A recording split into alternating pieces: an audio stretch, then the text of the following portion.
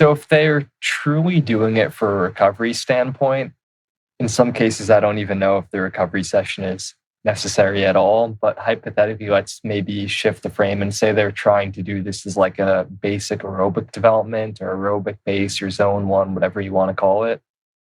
That's where these strategies could be very useful. You could even use these strategies on some of their higher intensity work as well, though. So let's say I'm working with endurance athlete and they have more of a traditional build for an endurance athlete, and I'm having them do 1K repeats at slightly faster than their 5K pace.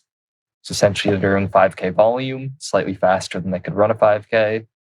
That's obviously because they're breaking it up a bit. For one of these hybrid athletes, I may structure that differently.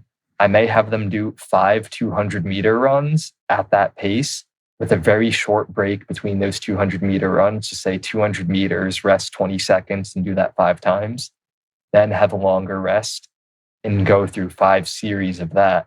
So they're still accumulating 5,000 meters of running at the same pace, but they're breaking the individual 1Ks up a little bit more so they're able to restore blood flow, knowing that they're not going to be able to do that as well as a more traditional endurance athlete.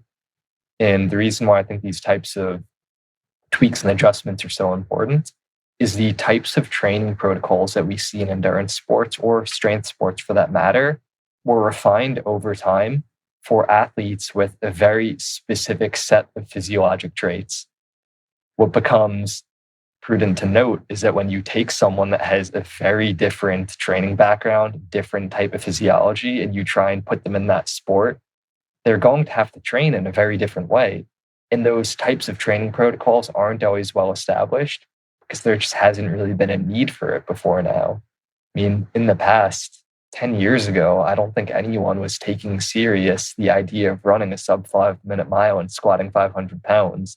That would have kind of been this like pipe dream thing that was just impossible.